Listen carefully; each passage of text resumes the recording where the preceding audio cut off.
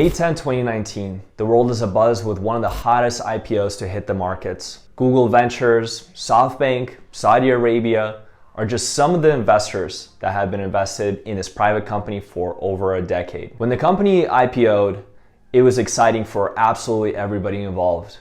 Employees thought this couldn't go wrong. Founders were on board to see this company all the way through to the next big stage.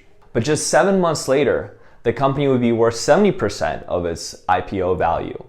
And about 10 months later, when COVID was at its peak, the company was worth about 50%. Understandably, employees became frustrated. Frustration led to anger, and anger led to resentment. Everyone was confused. What do I do with my shares? What do I do with my shares of Uber? So this is a untypical type of IPO story, but it certainly does happen. So if you're an employee of a company or you holding a large stock position of a company you used to work for, it isn't always a company-specific issue that drags down the price of your shares and the equity compensation that you received. Sometimes it's just simply the markets. So the question is, when you are in a market environment like a bear market, what exactly do you do with those shares? How do you evaluate that decision intelligently? A recent study from Charles Schwab showed that about 76% of employees don't know exactly what to do with their equity compensation. And about 41% of employees decide not to make any decision at all out of the fear that they're going to make a mistake. If we reflect on what happened in 2001 with Enron, about 90% of employees lost close to 100% of their value of their compensation. So once again, the question is, how do you navigate the decision when the markets aren't looking optimistic and when the market environment is tough? My name is Alex Caswell.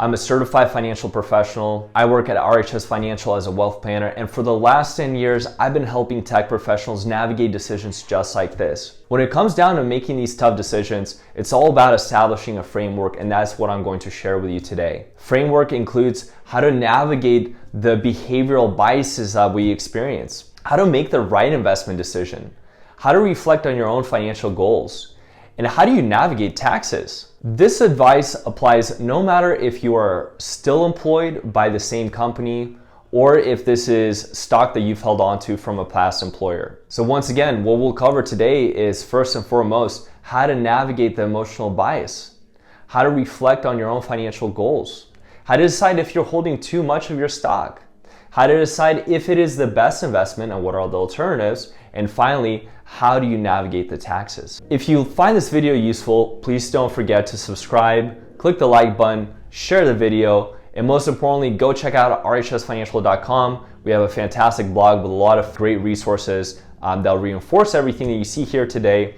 And if you are a tech professional, go to our Start Here page, set up a consultation with us. We're here to help you navigate this decision and many more. All right, don't panic. Take a breath. The markets are down. Layoffs are happening. Projects are being scrapped. And perhaps you're feeling all sorts of nasty emotions. But there are really two emotions that are going to drive your decision around your equity compensation. First one is anchoring, and the second one is regret. What exactly is anchoring? Just a few months ago, the stock price was $359, and you were just absolutely loving life. And now it's worth $59. And you tell yourself, as soon as it goes back to $359, you are going to sell. You're going to seize that golden opportunity. Now, why $359? The only reason why $359 is because that is the last high point that you saw, and you've created yourself an anchor. Let me give you another example. You walk into a car dealership, and the very first car the car salesperson shows you is the top of the line model. The most expensive model that they have. He shows you the price ticket. He tells you what the payments may look like. He shows you all the nice features. Now you know, and he knows, that when you walked into that car dealership, you had zero intention of buying the nicest car that they have. So why do they do that? They do that to anchor you to a specific price point. So when they show you other cars, everything just looks so much more cheaper, so much more affordable. So anchoring happens to us in a variety of decisions that we make that a price or a dollar amount is included. How do you navigate around anchoring? The first question you really got to ask yourself is, why should the company be worth $359 again? Why is the company worth what it is right now? You may also want to bring yourself back and ask yourself, what do I need the money for right now? Try to bring yourself back into the moment right here and right now and help yourself evaluate both the investment, the stock, and also your situation from more of an objective perspective. All right, that is anchoring. Try to recognize anchoring. Now, the second one is regret. Now, let me tell you right now that no matter what you decide to do with your shares, whether hold them, sell them, that you will most certainly at some point in time experience regret. And the way that regret works is that we make a decision at a moment in time. And then from that point in time to any other point in time in the future, we're always going to be comparing our decision with the price of the stock. So let's say we decide to sell it right now, and then literally a few months later it skyrockets. Right then you're gonna feel regret, even if just a few months later it tanks or goes bankrupt. You're not gonna care about the low point. All you're gonna care about this is high point, and you're gonna say, I made a wrong decision. Alternatively, you hold on to the stock, it goes down, you're gonna feel regret. Even if it eventually goes back up, you're only going to punish yourself right here. So the point of regret is that no matter what decision you make, it is a certainty that you're going to reflect on that decision with another point of time, and you're going to feel some level of emotional burden. So in order to avoid regret, when you make that decision, try to be as thoughtful with that decision as possible. Ask yourself, why am I making this decision right now? Write it down. Give it some reason and some meaning that goes beyond just simply, this is where I think the stock price is at. So when it comes to trying to avoid regret, we talked about evaluating your own decision or evaluating your situation and making a decision based on that. But how do you actually evaluate your situation? It all comes back to setting clear objectives and clear goals about your finances. And what I mean by that is that you want to have a very strong idea as to exactly what is this money going to accomplish for you. Is it going to help you buy a house? Is it going to help you retire soon? Is it going to help you put your kids through college? Every single goal has a few characteristics. It has time. The more time you have, the more flexibility you have. The less time you have, the less flexibility you have. It has a dollar amount associated to it, right? How much do we need in order to make sure that that goal occurs? As a level of importance. It can be a want or it can be an absolute need, right? Now, depending how much time you have, let's say you have less time, how important the goal is, how much money is it gonna require out of your entire wealth, you're going to make a decision based on that in order to decide what to do with your current stock, whether it's to hold on to it or whether to sell some of it. Let me give you an example. You are 5 years away from your early retirement. Your kids are about to graduate from college. You've been postponing travel, you've been postponing hobbies, and you know that in order to retire early and to live well, up to your current living standards, that you really need kind of a vast majority of your assets. Well, to me, that sounds like a very important goal, sounds quite non-negotiable. It sounds like it's coming up pretty fast, and it sounds like you know that it's gonna require a lot of your money. Now, if I was in that situation and I was holding company stock, I would have to make a very tough decision and essentially sell the investments and reinvest them in such a way that are going to support those goals. Now, let's say you think that that is the best investment out there and you're struggling to figure out why should you sell if you think that this investment can get me to my goals faster. So how do we evaluate your stock? You're an insider. You have your ear to the ground. You know what projects are coming up. You know how earnings are gonna look like. And you feel either really excited about where the stock is now, or you absolutely hate life because the stock is in the dumps. Before you go on to make a decision about what you should do with your stock because you are an insider, you should ask yourself one thing. Is it the best investment out there? And before you even ask yourself, is it the best investment out there, you need to remember one thing. While the company may in fact be the best thing in the world, it may in fact crush earnings. It may in fact have the most revolutionary project coming up. What you need to understand is that it's not what you believe and understand the stock to be worth. It is what the market thinks the stock is worth. It is what these hundreds and thousands of participants that don't have the same kind of insider perspective deem the stock to be worth. And in addition to that, it is what the market thinks of the market. Because if the market doesn't feel good about itself, then certainly your company stock isn't going to fare too much better as well, right? Well, if you finally decide that perhaps there are other investments out there, what should you do? How should you go about it? If you're a professional investment analyst, you might run the pro forma analytics on the company's financials and try to evaluate if there are better options out there. You may look for other segments of the market, or you may run some crazy and amazing derivative strategy. But if you're a regular person, then perhaps that is far too complex for you. So where do you look? As I mentioned before, you have to ask yourself, is this the best investment out there for you?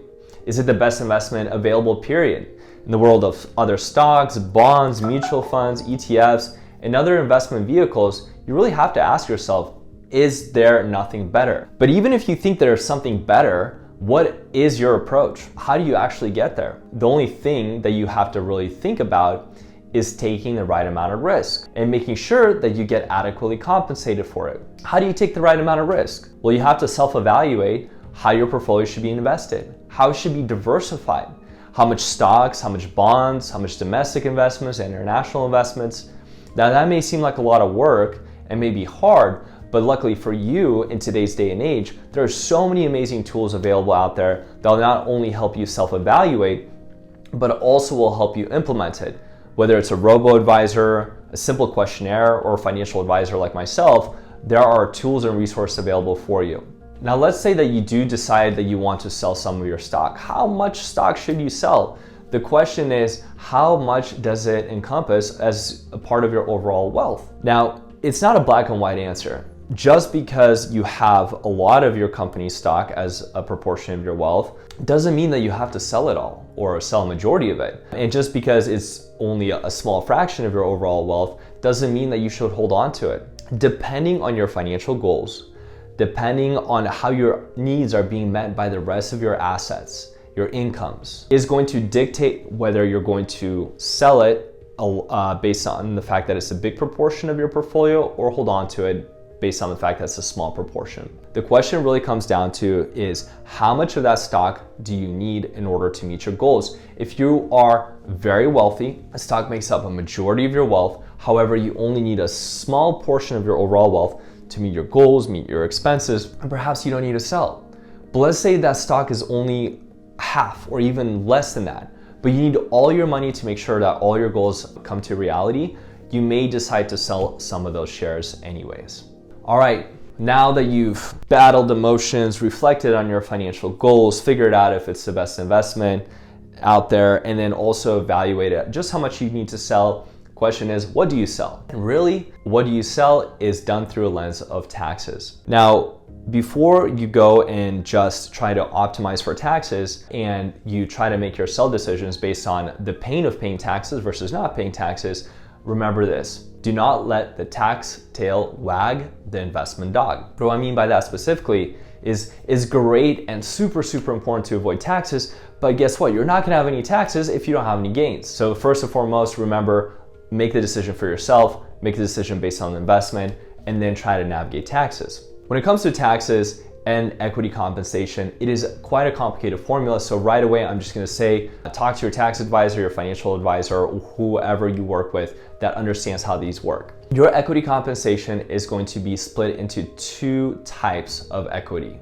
That which has already vested and that which has yet to vest. Your equity compensation is also usually comes in one of four forms: restricted stock units, incentive stock options, non-qualified stock options, and also equity stock purchase plan, or ESPP. Now, usually we would think that the only decision that we're making are with vested shares. So that would mean shares that you actually own, but that's actually not quite true. An example of this is incentive stock options may have a benefit for early exercising the shares that haven't even invested yet, especially if the markets are down. I'm gonna link in the description exactly how early exercise works to help you better understand why you would do this and when you would do it. With restricted stock units, even if you want to sell the ones you own now, as long as you continue working for the company and you know more will vest at a later point in time, in a way you can participate in the upside of the company without having to risk current capital. Now, for most of the decisions, they will be in the realm of vested shares. And when it comes to vested shares, once again, you can break those equity compensation types into two categories: those that give you a tax advantage for holding on to them, and those that don't give you a tax advantage to holding once you own them. The two that do have tax advantage are incentive stock options and ESPPs. They have what are called qualifying dispositions, meaning that if you hold them for a long enough period of time, they are going to give you a tax break. Non-qualified stock options and RSUs don't have those tax breaks, so once they're yours, just sell them or accumulate them, but understand that there's no additional tax benefit to holding onto those guys. With a decision what to sell, if you have a collection of all of those type of equity compensations, ISOs, NQSOs, RSUs, and ESPPs, then try to prioritize holding on to ISOs and ESPPs, and then prioritize selling RSUs and non-qualified stock options. The second layer of the decision is how to navigate capital gains, okay? And so let's agree on a few things before I give you this schedule. First one is that a share of a stock is equivalent to a share of another stock. Meaning if I have stock in Apple here and stock in Apple here, they're going to perform exactly the same, and I don't really care which one I hold on to. The second thing that we need to agree on is that the only thing that matters is that how can an investment from point A, which is right this second, make us more money to point B, which is some point in time later. It doesn't matter when I bought this, doesn't matter what price I bought it. All that matters is right now, what is our decision? What's gonna get me the best outcome from here on? The thing that we have to agree on, number 3, is we don't wanna pay taxes. We wanna pay less taxes, okay? So if we can agree on all that, here's how you sell. First, you wanna sell your losers. You wanna recognize those capital losses. You wanna use those losses to offset future gains, to offset your ordinary income tax. You can carry those losses forever and offset ordinary income tax every single year, but you just don't want to recognize a tax bill, and you want the most tax advantageous sell possible. The second thing you want to sell are those things that don't recognize you any capital gains. So basically things that break even. And only finally are you going to sell those things at a gain. Now you may sell something that's a short-term capital gain, or you may sell something that's a long-term capital gain. Short-term capital gains have different tax brackets than long-term capital gains. Now, usually long-term capital gains are more advantageous to sell because they have lower tax brackets. However, depending how much of a short-term capital gain you have versus how much of a long-term capital gain you may have, you may actually do something quite unintuitive and sell short-term capital gains. Once again, it's about crunching numbers and really evaluating what's the ultimate tax bill going to be. All right, that's it. Let's summarize. Step number 1, breathe. Battle those emotions, realize that you're going to have them, rationalize through them, do your best to give yourself an advantage. Step number 2, reflect on your financial goals, reflect on your financial needs, evaluate how much money you need and for what purpose. Step number 3, evaluate whether this is the best investment option out here.